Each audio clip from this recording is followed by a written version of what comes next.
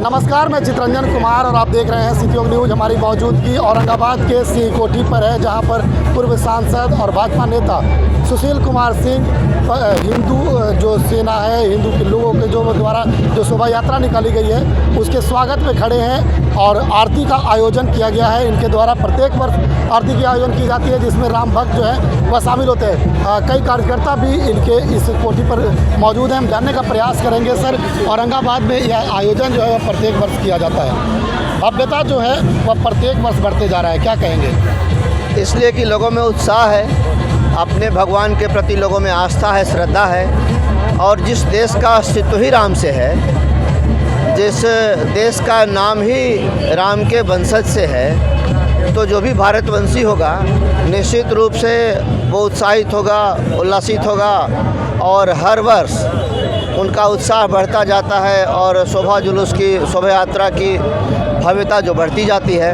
तो ये तो स्वाभाविक है। आप जिस पार्टी से हैं उस पार्टी के द्वारा ही कहा जाता है कि इस त्यौहार को भव्य बनाने में असली भूमिका निभाई गई है। जिस तरह से राम मंदिर के निर्माण की बात हो या फिर अभी वर्तमान में बिहार में सीतामढ़ी की बात की जा रही है, सीतामढ़ी को लेकर के क्या कहें? सीतामढ़ी को लेकर हम ये कहना चाहेंगे कि ये हम बिहार वासियों का सौभाग्य है कि जहाँ मर्यादा पुरुषोत्तम भगवान श्री राम अयोध्या जी से हुए, वहीं हमारी माता सीते हमारे बिहार से, हमारे सीतामढ़ी के पुनौराधाम से हुई। तो हमारा राम से संबंध है, बिहार से, बिहारियों से हमारे मर्यादा पुरुषोत्तम का संबंध है, उनकी ससुराल यहाँ है। ये हम बिहारियों का सौभाग्य है और इसी कारण हमारी सरकार ने हज़ारों करोड़ रुपए की लागत से हज़ारों करोड़ रुपए खर्च करके वहाँ सीता जी का भव्य मंदिर सीता धाम का निर्माण करा रही है।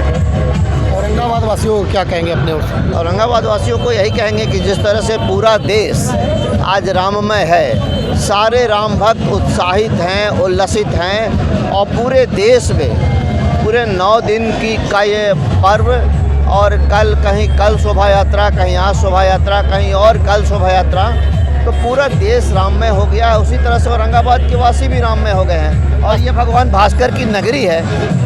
पश्चिम बंगाल चुनाव को लेकर क्या कहना है? पश्चिम बंगाल चुनाव में इस बार वहाँ के मतदाता जो निर्णय लेने वाले हैं वो एकदम एक तरफा निर्णय होगा।